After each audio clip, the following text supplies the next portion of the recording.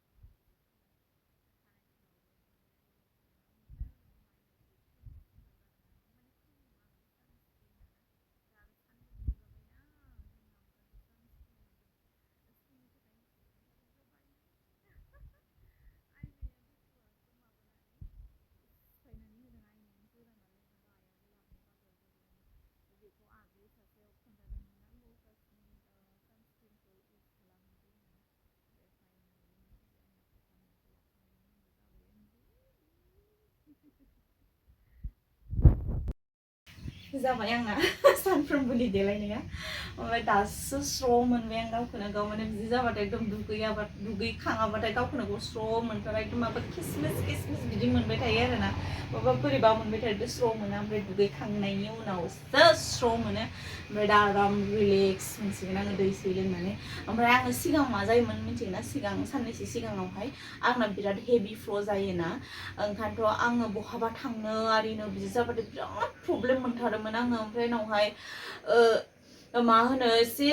खाथियाव ओंखारलांबाबो माबा नांलाबायना मारिबायना बिराद लिकेजनि प्रब्लेमनि थाखायनो बाहेराव थांनो बिराद बोरैबा मोनोमोन आरो आङो ओमफ्राय दा खिन्थु आङो बारा टेनसन लाया बाहेराव थांनाय आरिखौ ओमफ्राय उनाव हाइजेनबो मेनटेन जायो नालाय ओंखायनोथ' ओमफ्राय उनाव खनसे बायखांनायनि उनावहाय बायनो गोनांथि जाया आरोना थ' आङो दासान्दि मा इउज खालामगासिनो दं आं नोंसोरनो खोन्थानि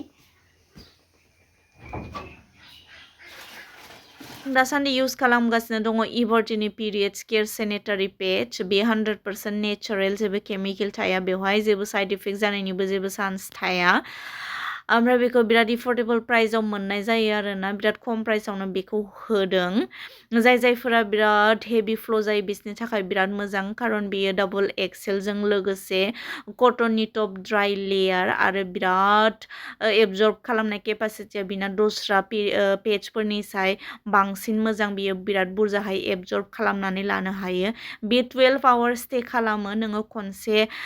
लाखांबाथाय बार बार सोलायबाय थानो गोनां दरखार गैया आरो जायफोरा ट्रेभेलिं खालामो पिरियड्स टाइमावबाबो ट्रेभेलिं खालामनो गोनां जायो बिसोरनि थाखायबो बियो बिराद मोजां खारन बियो बिराद गोलाव गुवार जेबो लिकेजनिबो प्रब्लेम गैया आरो बेखौ बार सोलायबाय थानायनिबो दरखार गैया नोङो 12 आवार्सनि थाखाय बेखौ लादो खारन बेयो एकदमबारे 100% कटन आरोना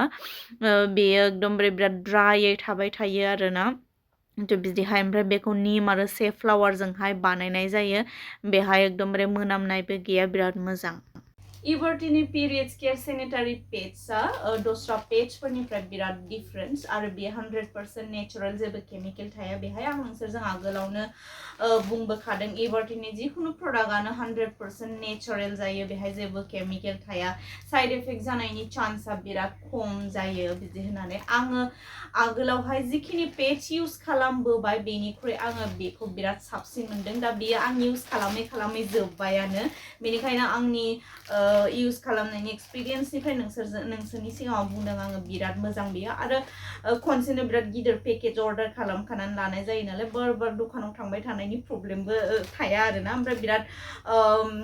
एफोर्डेबल प्राइसआवनो बेखौ होनाय जायो ओमफ्राय बेयो जायफोरा बिराद हेभि फ्लो जायो बिसनि थाखायथ' एकदम पारफेक्टखा बेयो खारन बेयो डबल एक्सेल नालाय ओमफ्राय उनावहाय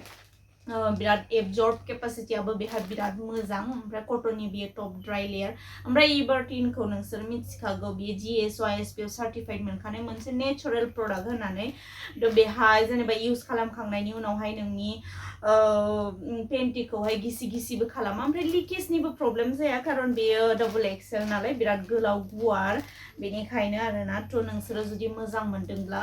नोंसोरबो अर्डार खालामनो हागोन आङो बेनि लिंकखौ डिसक्रिपशनाव होनानै होदों आरो कमेन्ट्सआवबो होनानै होदों थांनानै अर्डार खालामनानै लाहैबानो जाबाय बेनिफ्राय नोंनि पिरियड्स टाइमखौहाय नोङो मोजाङै इन्जय खालामबानो जाबाय आं बायदिहाय दा